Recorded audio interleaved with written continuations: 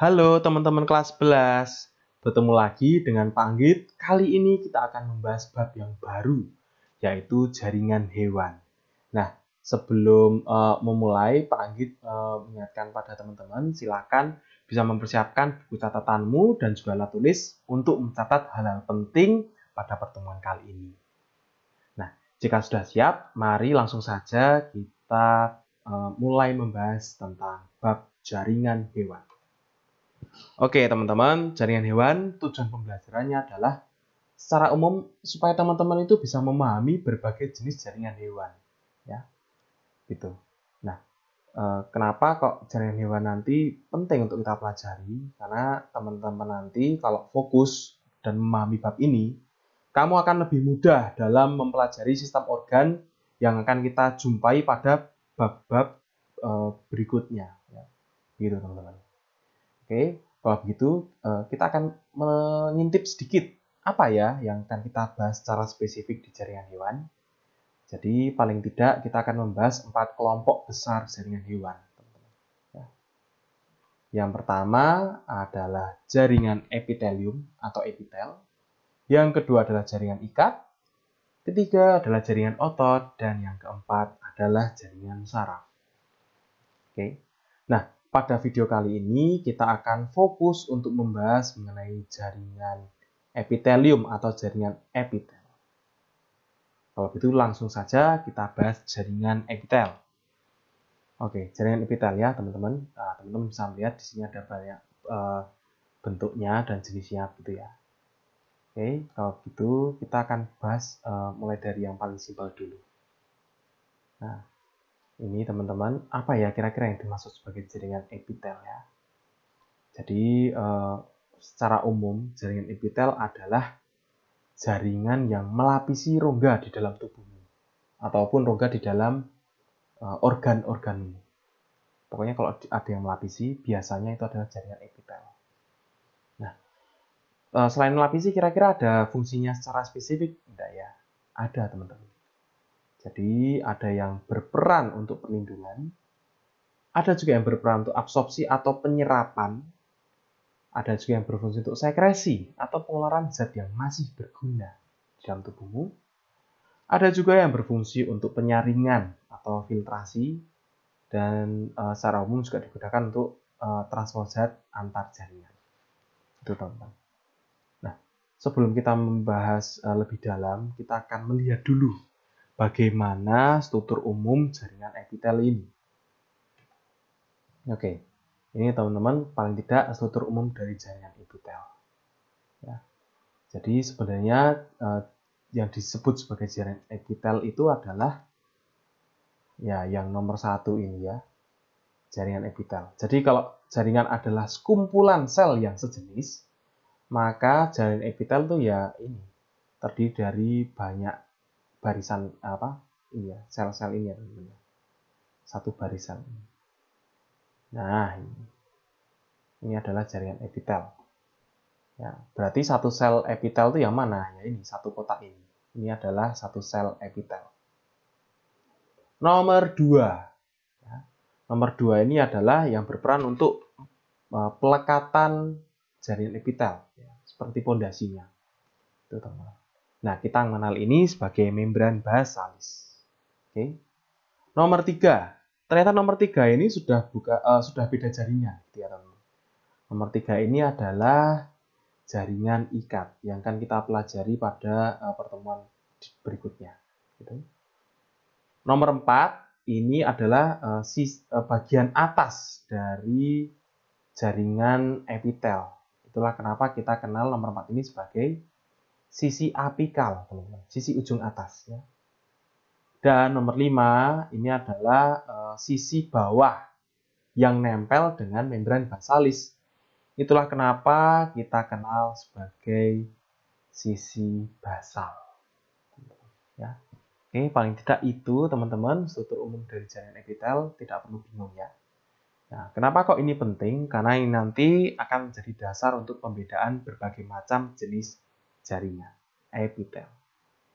Kalau begitu, langsung saja teman-teman kita akan membahas tentang jenis-jenis jaringan epitel. Nah, jaringan epitel itu paling tidak dasar pembedaannya adalah satu, bentuk selnya apa, dua, jumlah lapisannya berapa. Ya. Kalau dari bentuk selnya paling tidak ada 3 bentuk, teman-teman. Satu adalah silindris atau kolumnar, dua adalah pipih atau squamous, tiga adalah kubus atau kuboid. Ya. Dari jumlah lapisan ada yang selapis atau simple dan juga ada yang berlapis banyak atau istilahnya adalah stratified. Dan nanti kita akan menjumpai epitel-epitel khusus, teman-teman. Ada yang namanya epitel transisional dan juga ada yang namanya epitel berlapis semu. Dan juga ada yang khusus secara fungsi yaitu epitel kelenjar, yaitu epitel yang berfungsi untuk sekresi, ya teman-teman. Gitu. Nah mungkin ada yang bertanya, Pak, bagaimana cara dasar pembedaan ini nanti seperti apa dalam penamaan dan juga gambarnya? Simpel teman-teman. Kita lihat dari gambar samping suatu jaringan epitel. Kalau ada jaringan epitel yang dari samping kok terlihat bentuknya itu memanjang seperti ini, maka pasti ini adalah kolumnar, teman-teman ya. Kolumnar atau silindris sama saja. Oke. Nah, kalau dari samping kok bentuknya ini kok sisi-sisinya kok sama ya. Nah, sehingga nanti seperti ini, sisinya sama panjangnya. Maka itu pasti adalah yang kuboid atau yang kubus. Nah, kalau dilihat kok bentuknya dari samping ini kok gepeng seperti ini ya. Sehingga kalau diperbesar dari samping seperti ini pasti adalah yang jenis squamous atau pipih. Gitu. Oke, nah semoga secara bentuk sudah paham. Nah, sekarang bagaimana pembedaan dari jumlah lapisan? Simpel saja teman-teman. Kamu lihat dari membran basalisnya. Ini ya membran basalisnya ya. Kalau di atas membran basalis itu kok terdiri dari satu baris sel saja, ya, maka bisa dipastikan bahwa itu adalah epitel yang selapis. Nah, tergantung penamaan itu biasanya bentuknya apa, lalu jumlah lapisannya berapa. Kalau ini kita tahu bahwa bentuknya pipih dan cuma ada satu lapis di atas membran basalis, maka biasanya kita menamai ini sebagai epitel pipih selapis. Nah, bagaimana kalau seperti ini ya? Nah, ternyata di atas membran basalisnya itu ada lebih dari satu baris sel epitel atau jaringan epitel. Makanya kita kenal ini, dan ini bentuknya pipih. Maka kita bisa menamai ini sebagai epitel pipih berlapis banyak. Gitu teman-teman. Ya, semoga kamu paham. Nah, kalau sudah paham, kita akan melihat jenis-jenis yang lebih detail lagi berdasarkan gambar. Nah, ini teman-teman. Nomor 1, teman-teman tahu bahwa yang kuning ini tadi adalah jaringan ikat. Ya, Pak Anggit kasih kode I aja ya. Di sini ada putih kecil, di sini adalah membran basalisnya. Dan yang ini, ungu ini pasti ini adalah epitelnya. Ya. Gitu. Nah, dari prinsip ini pasti teman-teman tahu nomor 1 ini apa. Ya. Ternyata di atas membran basalis hanya ada satu jenis sel dan cuma ada satu baris gitu ya. Maka bentuk yang seperti ini kita kenal sebagai epitel pipih selapis. Nomor 2, ini membran basalisnya. Di atasnya ada sel yang bentuknya pipih dan ternyata lebih dari satu baris. Maka kita menamai ini sebagai epitel pipih berlapis banyak. Nomor 3, ada di atas membran basalis ada satu baris sel bentuknya kubus gitu ya teman-teman. Maka pasti namanya adalah epitel kubus selapis. Nah, nomor 4, ini juga ternyata bentuknya kubus tapi lebih dari satu baris jaringan gitu. Maka kita kenal ini sebagai epitel kubus berlapis banyak. Nomor 5, teman-teman, memanjang-manjang ya, dan ini tingginya sama. Ya, maka yang seperti ini cuma ada satu baris saja, kita namai sebagai epitel silindris selapis. Ya. Nomor 6, ini juga memanjang-memanjang, teman-teman.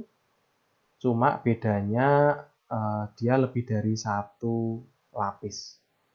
Maka kita bisa mengkategorikan ini sebagai epitel silindris yang berlapis banyak. Pokoknya kalau lebih dari satu itu sudah bisa dikategorikan berlapis banyak. Nomor 7. Nah, ini yang unik nomor 7. Nomor 7 teman-teman melihat dengan jeli gitu ya. Ini nampaknya ya kita lihat dari nukleusnya ya. Nukleusnya itu seperti ketinggiannya berbeda-beda gitu ya. Sehingga seolah-olah ini tuh lebih dari satu lapis sel. Padahal kalau teman-teman lihat, ini tuh hanya ada satu lapis sel ya teman-teman. Nah, ini satu lapis. Ini juga satu lapis. Ini juga iya satu lapis. Nah, ternyata ada ini cuman sekecil ini, ukurannya beda. Jadi, seperti ini teman-teman, sel yang menyerupai epitel kolumnar atau silindris, tetapi punya ketinggian yang berbeda, sehingga nampak seperti berlapis-lapis, gitu ya. Itu kita kenal sebagai epitel berlapis semu. Seolah-olah berlapis banyak, tapi sebenarnya semu, nggak beneran. Sebenarnya cuma satu lapis, tapi sekali lagi karena ketinggian selnya berbeda, sehingga nampaknya berlapis banyak. Itu teman-teman. Oke. Itu. Berikutnya teman-teman nomor 8. Nah, nomor 8 unik lagi teman-teman. Kalau kamu lihat di bawah ini tuh kuboid. Kuboid. Nah, di baris pertama kuboid, di baris berikutnya ternyata bentuknya tuh pipih. Makin ke atas, makin pipih. Artinya, dalam satu membran basalis, lapisan-lapisan jaringan epitel ini ternyata bentuknya bisa berbeda. Itulah kenapa kita kenal sebagai epitel, ini bukan berlapis semu ya, tapi epitel transisional. Lanjut ganti ya, ini adalah epitel transisional. Ya, transisi, pergantian. Ya. Silakan bisa dicatatkan. Intinya adalah epitel yang dalam satu membran basalis itu ada bentuk yang berbeda. Oke, kalau begitu teman-teman, setelah ini kita akan membahas tentang jenis-jenis atau bahasan detail per jenis epitelnya. Oke, kita mulai dulu dari epitel pipih selapis. Ya, tadi kamu sudah tahu bentuknya seperti apa, lapisannya seperti apa, gitu ya teman-teman. Nah, Pak Anggit hanya menekankan difusi. Fungsinya bisa jadi untuk difusi, atau osmosis, atau juga bisa untuk filtrasi, teman-teman, penyaringan, dan juga sekresi. Nah, kok fungsinya banyak, Pak? Iya, ini tergantung letaknya di mana. Contohnya, epitel pipih selapis ini terdapat di pembungkus jantung. Jadi ada selaput pembungkus jantung. Nah, ini Pak Anggit mulai mengenalkan istilah-istilah Latin ya, teman-teman ya. Selaput pembungkus jantung itu namanya adalah perikardium. Oke. Lalu, ini bisa berperan untuk perlindungan juga bisa, karena memang secara umum epitel itu untuk perlindungan. Itu ya. Itu teman-teman. Berikutnya adalah selaput pembungkus paru-paru atau pleura. Ini juga bisa berperan dalam perlindungan atau juga berperan dalam selain perlindungan ya, juga difusi gas-gas itu. Oke. Berikutnya adalah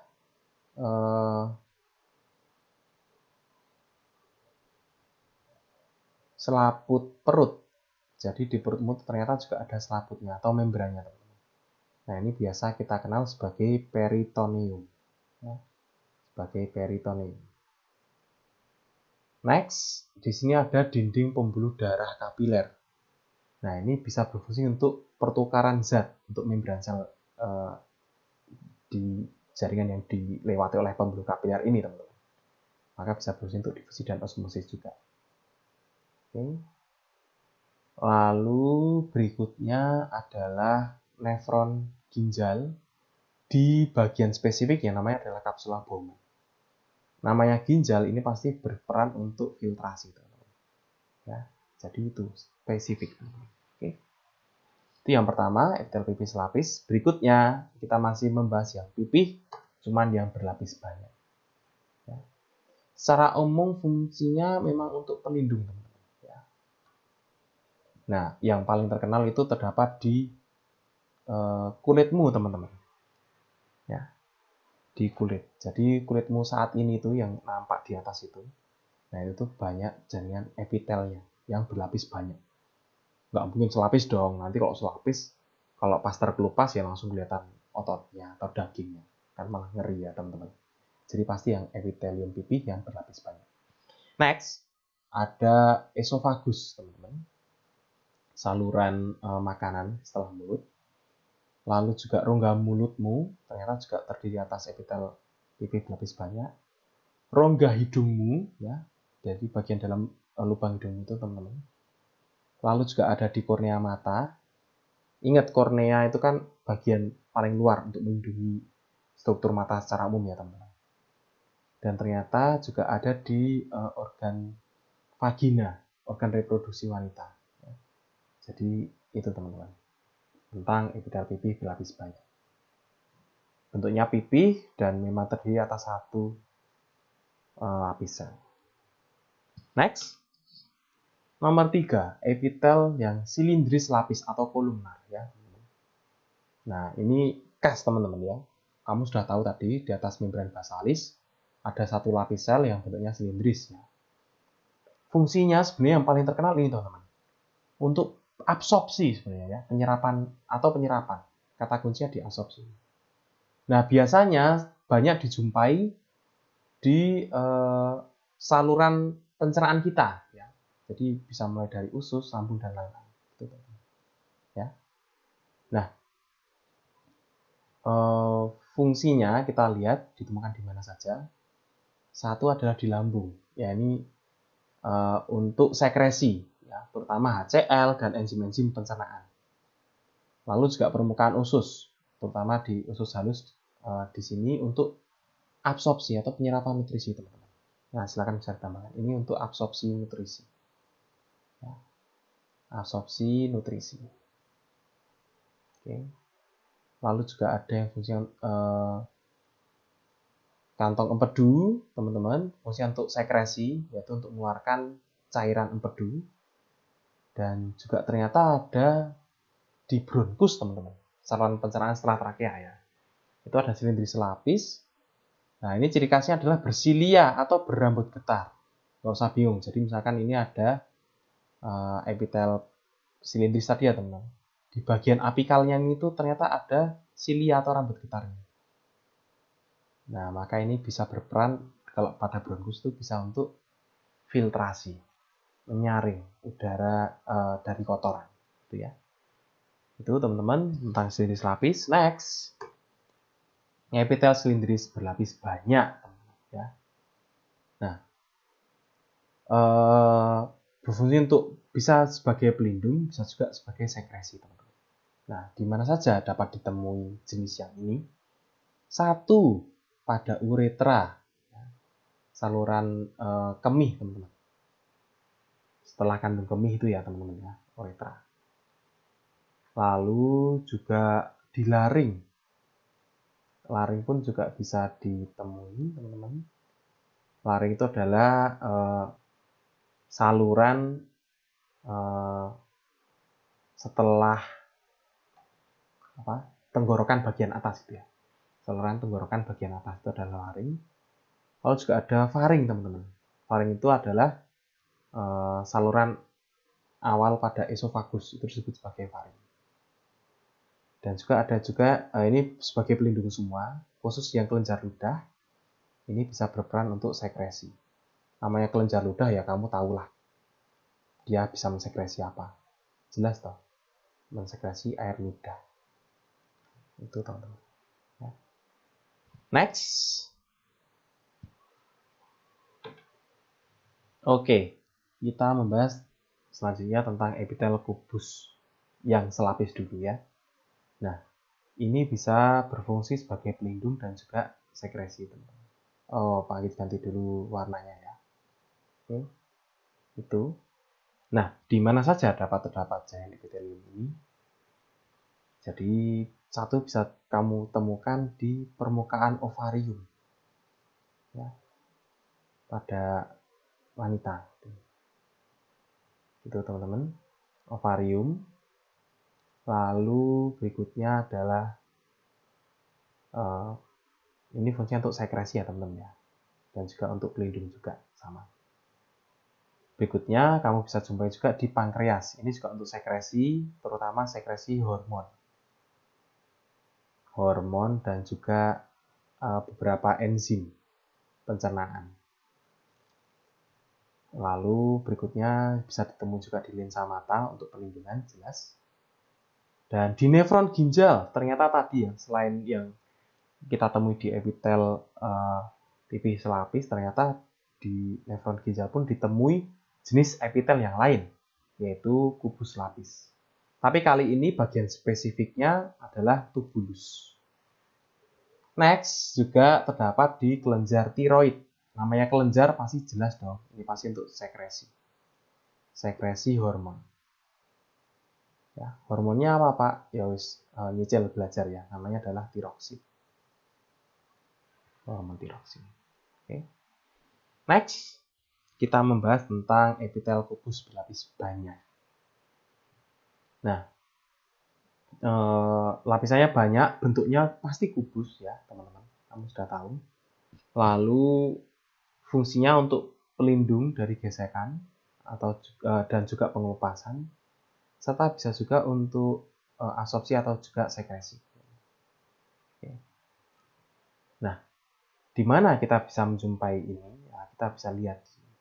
Satu yang paling terkenal adalah di saluran kelenjar keringat. Jadi kok kelenjar keringat itu sudah menghasilkan keringat, nanti akan dikeluarkan gitu ya.